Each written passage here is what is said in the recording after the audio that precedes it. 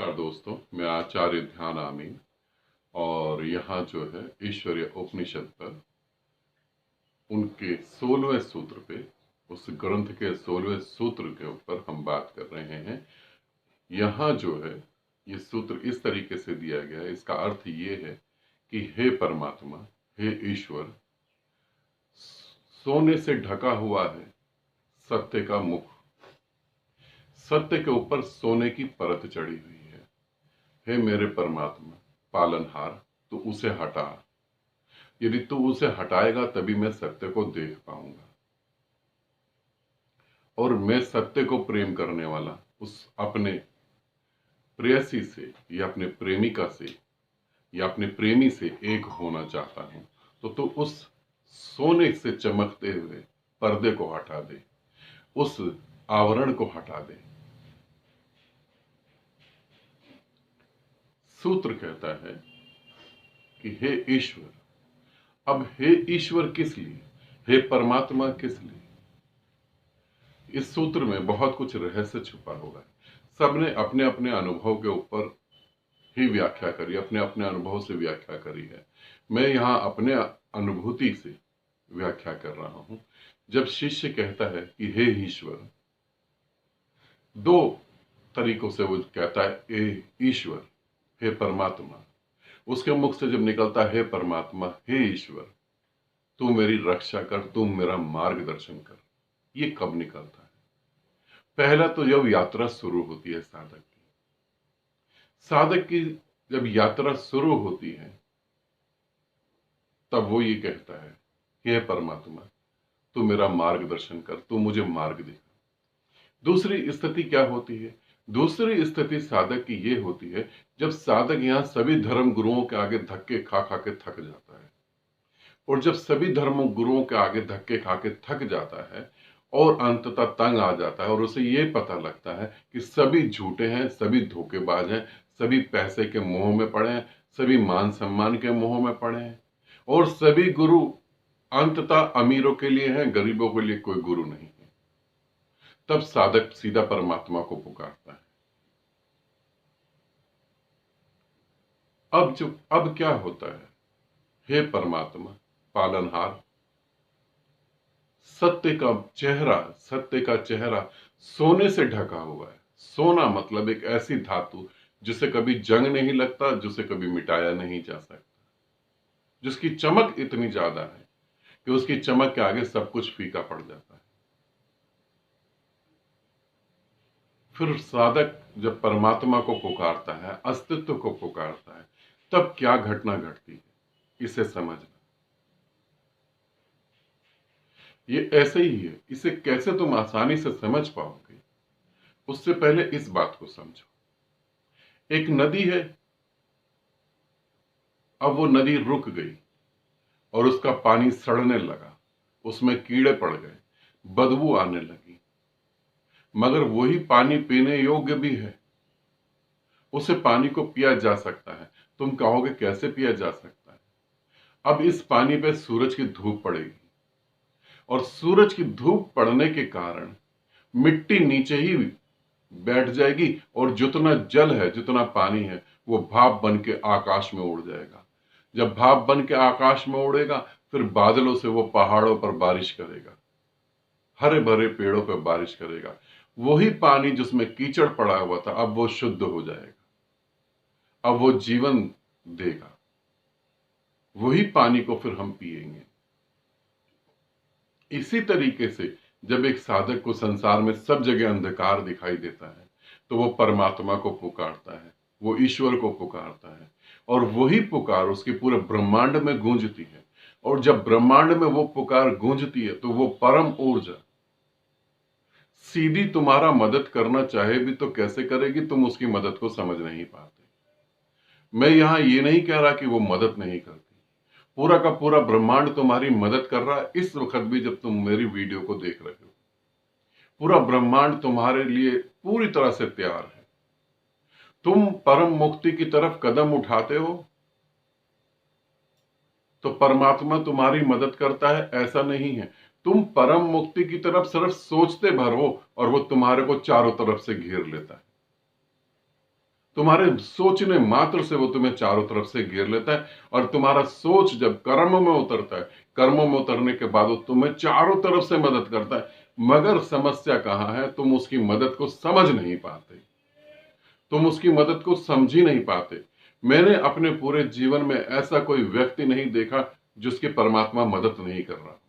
परमात्मा मतलब वो ऊर्जा जिसकी मदद नहीं कर रही हो। चारों तरफ से वो तुम्हें जगाने की कोशिश कर रहे हैं, चारों तरफ से, हर जगह से, मगर हम उसे समझ नहीं पाते। फिर वो ब्रह्मांड क्या करता है, फिर वो ब्रह्मांड किसी के शरीर में उतरता है जो उस उच्च कोटि के लेवल पे खड़ा होता है, जो साधना करते करते उस ऊंचाई पे पहुंच जाता है। फिर उसके अंदर वो ब्रह्मांड उतरता है, फिर उसे ये बोध होता है कि मैं परमात्मा हूं। उसे ही हम गुरु कहते हैं। फिर गुरु रूप में तुम्हारे सामने कोई आता है और तुम्हें मार्गदर्शन देता है।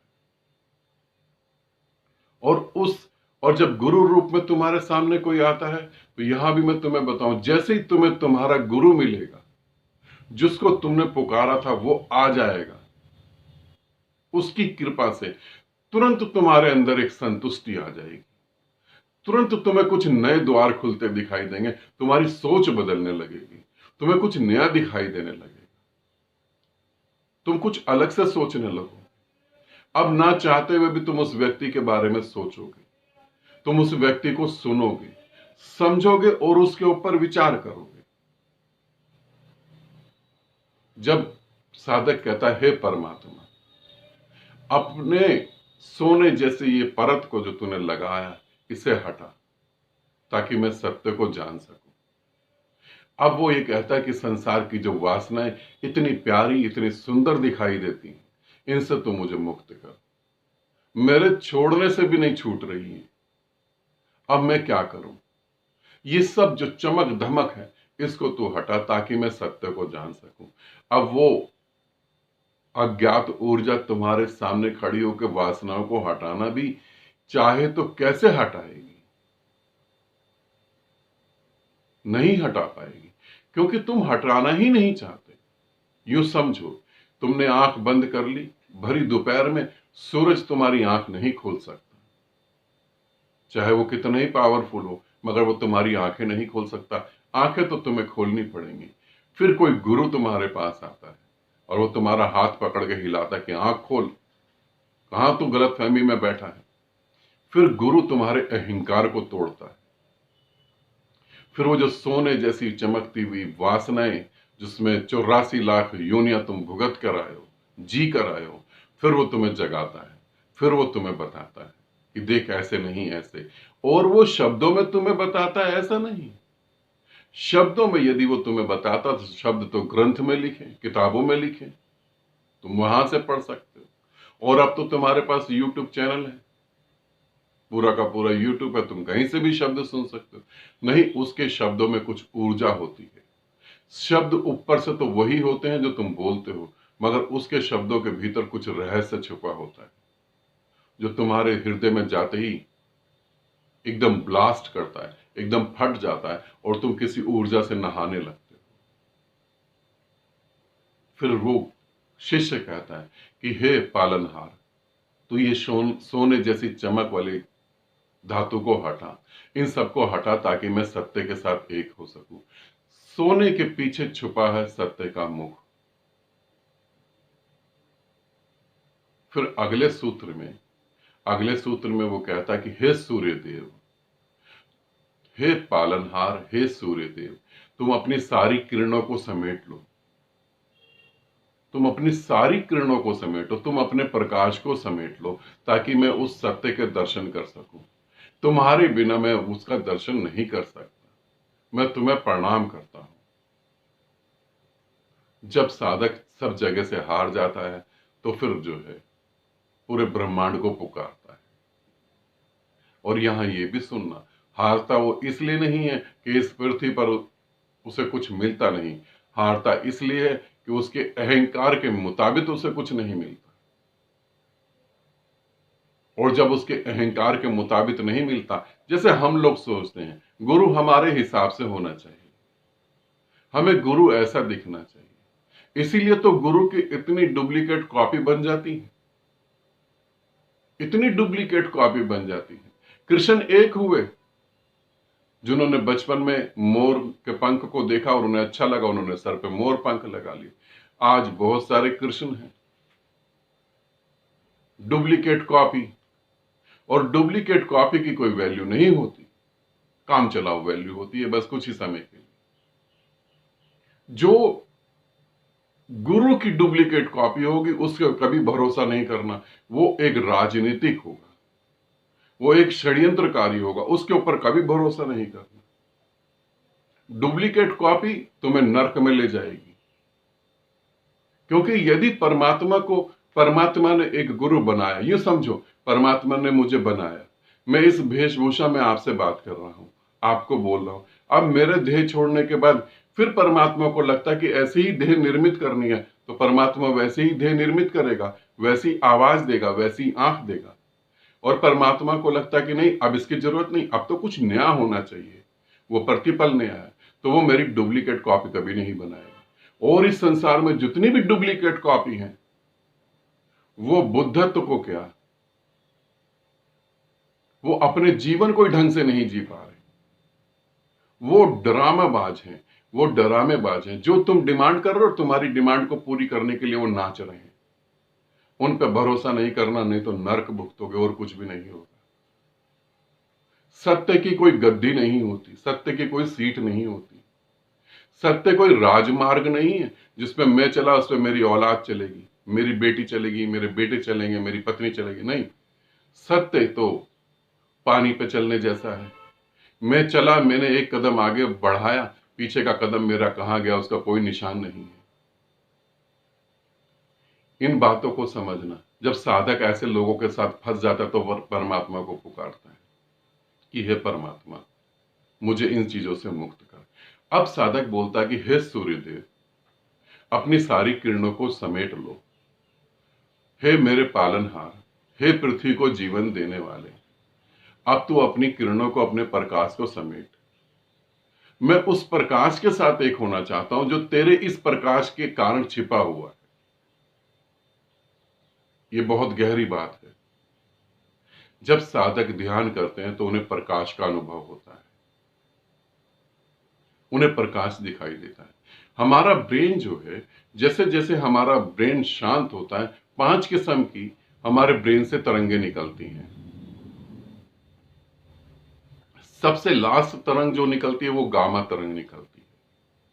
उस तरंग निकलने की स्थिति में हमारा दिमाग बिल्कुल शांत होता है और वो भी प्रकाश खत्म होता है, तब तुम्हें सत्य का प्रकाश पता लगता है। सूर्य जैसा लाखों सूरज तुम्हारे सामने आ जाएंगे, वो भी सत्य का प्रकाश नहीं होता। सत्य का प्रकाश तो एक अलग होता है। सत्य का प्रकाश कैसा होता है? सत्य का प्रकाश होता है पूर्णिमा की चांद की रोशनी जैसा, एकदम आग जैसा प्रकाश होता है। आग एकदम, मगर इतनी ठंडक आग होती है, उसमें गर्माहट नहीं होती।